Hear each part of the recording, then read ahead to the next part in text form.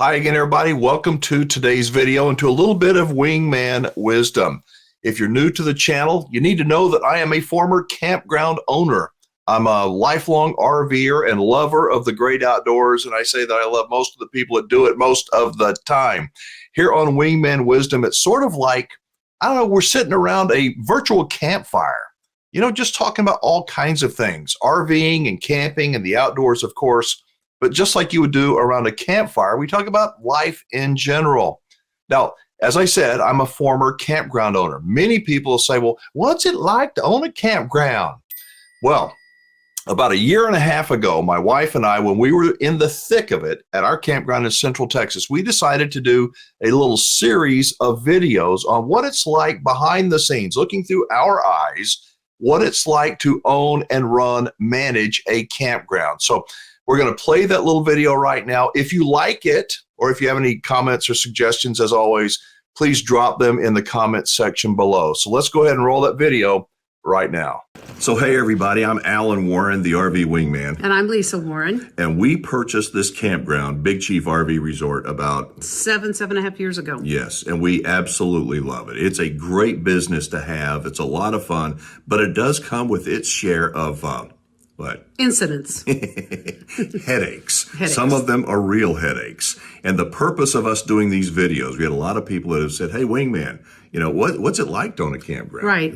And, if you have any questions, please post them below. Yeah, we'll be happy to answer. And so we hope to be able to do these. If you'll like this video, give us a thumbs up and let us know that you'd like us to do more. Yeah, please. But we had kind of a general idea of how we wanted to do this first video. And then the phone rings, literally from our cabin to here in the guest lounge. My phone rings. And it wasn't a happy phone call. But this is what happens when you own a campground. You're going to hear the good, the not so good, and the occasional really, really crappy parts of owning a campground. And then hopefully you'll see your next camping trip through the eyes of the owners. Of the owners who want you to have fun. We don't want you to, have to. And we do. We want you to have fun, but then again, we are not your children's babysitters. This is what just happened. So last night we had a group of 4 families come in. Super nice. I knew some people that they knew they'd never been here before. They're here. Their kids are going to have a 9 and under baseball tournament weekend. And, like I said, we visited last night. Everything was great. But the kids are kids. Yeah, and so they're excited to be here. They're excited about their weekend. And they're playing baseball. So what do you think they're doing first thing this morning? Playing baseball. And where do you think they're playing baseball? Hang on. We've got acres worth of a Frisbee golf course. Beautiful. Yes. Nice and green grass and no stickers. Open and... it's perfect. So where do these kids decide to play baseball? You want to know? They play right in where all the people are living, where they're parked their vehicles, where they have their RVs. And guess what they did? You're never going to believe it. One of the kids threw a baseball and the other one missed, and it dinged one of our employees' brand new vehicles. Yeah, too bad, so sad. Guess what? That pisses me off. It's not just because it's an employee vehicle, but it's the people, the parents of these kids. And they're 9-year-olds. The parents have to step up and take control of these kids. If it's okay to do that, then what else is it okay to do? And so it's very frustrating because we want to be friendly and kind and warm and welcoming to everybody. But when the kids or when the adults go off the rails and they've got to be jerked back, I can do that. Oh, yeah, you can do that. And we don't want to do that. We don't want to be nasty. We want people to be happy when they're here. But there are certain things that they have to do on their end, like controlling their children and following the rules.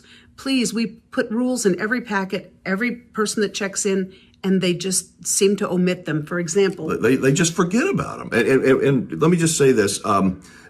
The purpose of doing these videos is to introduce you to another side of me and introduce you to Lisa to where you see us in our regular lives, not just on a Wednesday night when I'm doing my live stream, but where you see the real behind the scenes. It's not to promote Big Chief. I mean, we'd love to take care of you and provide you a place to stay, and hopefully you'll have a good time, but it's to hopefully help you look at camping and RVing, not just through your eyes, but through the eyes of people that the own owner, a campground. and that work there, because we're all trying to work together. We're all, as I say, we're trying to row in the same direction. And if you're out there doing something that's completely uncalled for, like last night, for example, I went up to check everybody in the pool, and a lady walks up to me and she said, "These kids have been climbing all over your rock waterfall." That's one of the first things we tell people when we're giving them the rules of the pool is please don't climb on the rock waterfall. And there's signs. You know, it's difficult to run a successful business. And I'm going to tell you the truth. And you ask, well, I'm telling you, for 40-something years, I've been on my own, creating businesses and doing shows and buying ranches and running hunting properties and doing an awful lot of things with the public. And it's hard. It's difficult because we want people to have a good time, but it's controlled chaos. I used to say at our ranch, and through these videos, you're going to learn an awful lot about our backstory and kind of how we got to where we are. But at the ranch, we used to have 10 people would come in at a time, 10 hunters.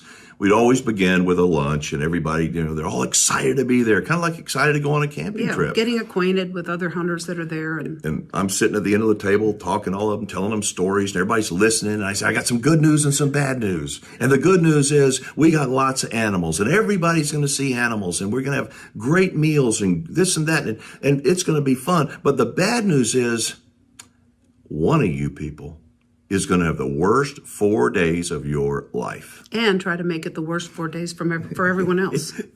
I say, you're going to have the worst 4 days of your life.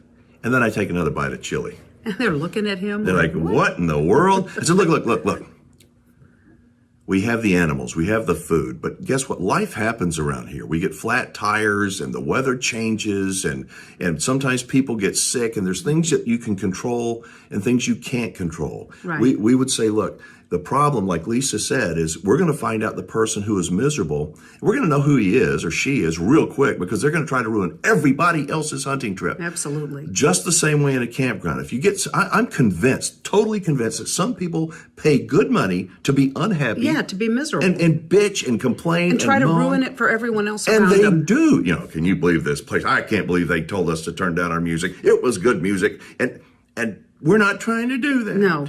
We want you to have a good time. But as I said, it's kind of controlled chaos. So Exactly. Anyway, now we'll get back to what we were going to talk about on this first video. This has been a pretty great week overall. We had our ups and downs. Yep. The bluebonnets are out. Oh, beautiful.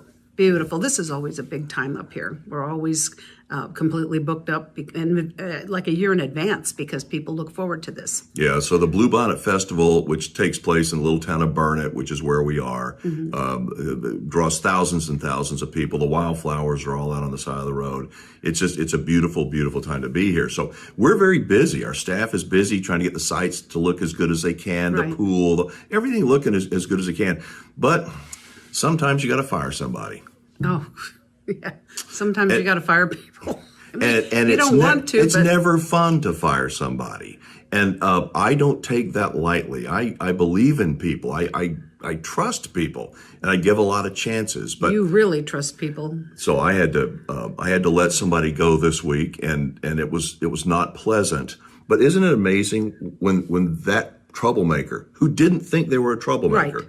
when they're finally gone from the team. They're still trying to create trouble. Well, yeah, but drama. because you know what? Because they're drama queens or kings and they're troublemakers. That's why they're not working here. But what was the atmosphere like since that person's been gone? Oh my gosh, it's been so calm. Everybody's getting along, whereas this person caused so much drama with other employees that people were fighting against people against each other. And this is not a good venue for that. and then issuing you ultimatums to fire this person or fire that person. And so, we're going to talk about work campers, and that's a whole different discussion in the future. And all I can do is give you my perspective.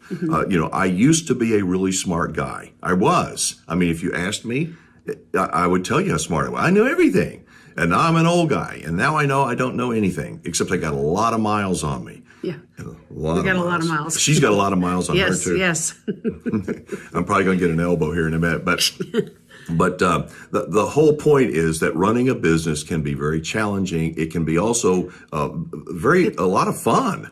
It is a lot of fun. This is our happy place. It And is. so when people aren't in control and they cause drama and they do that, it turns into an unhappy place for us. And we live here practically half of our time. If you have a question or a comment or something that I wonder about such as how do they do blah, blah, blah. What's it like for the, busy season? So, post it down below and I promise that we will read every single one of them and we'll try to address them maybe on a future video. Yes. And also from just like if you're a camper, give us your view.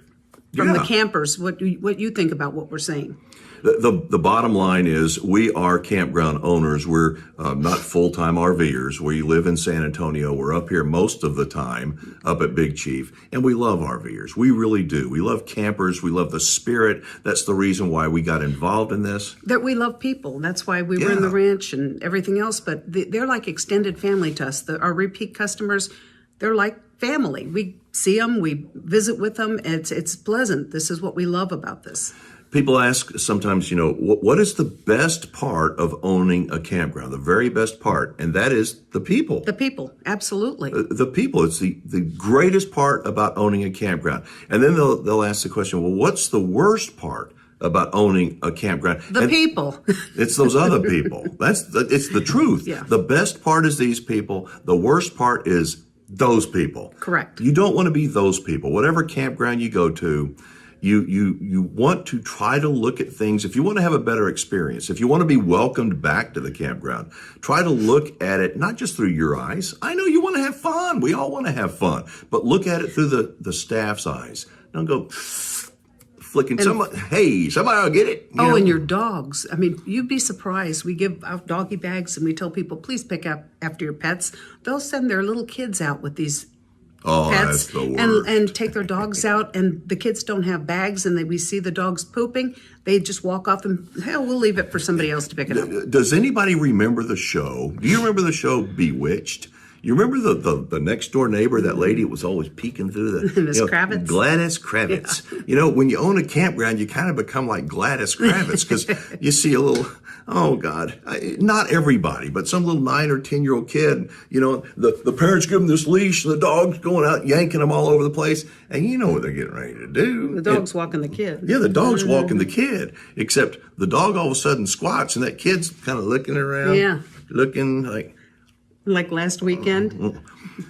We're going to go on and on about the realities, the joys and struggles of owning a campground. Again, we're Alan and Lisa Warren. I'm the RV Wingman, and this is my beautiful bride. And we're up here in Central Texas most of the time. And we're going to close it out by saying, be safe, have fun, play nice, and don't leave your good manners at home. So that's the first in a series of videos that my wife and I did about owning and managing a campground. I think we shot that back in April of 2021. If you like this kind of content, if you like those kind of behind the scenes stories, let me know in the comments below. If you do, I will go ahead and dig into the archives and see if I can pull out some other videos that we did, because some of them in retrospect are pretty humorous. Sad at the time, pretty frustrating as a campground owner at the time, but today they're pretty humorous. Again, Wingman Wisdom is about you and I having an open, honest, thoughtful conversation. We're sitting around a virtual campfire here. And yes, I do the talking, but I also do an awful lot of listening. I read every comment. I listen to every voicemail. I read every email. And so, yes, I'm speaking, but I listen to you. And there are many people out there that are far smarter, far wiser than I ever will be. And to each and every one of you, I am grateful. I want to end with this. I think if you look around in our world, it seems like it's just coming unraveled. And we look outwardly to blame somebody. I respectfully suggest it may be better to look inward and upward to find the real answers, to be our best self, to be the best human beings that we can possibly be. If you like today's video, please hit the subscribe button, give it a like, share it on social media with your family and friends who enjoy RVing and the outdoor lifestyle. I'm Alan Warren, the RV Wingman.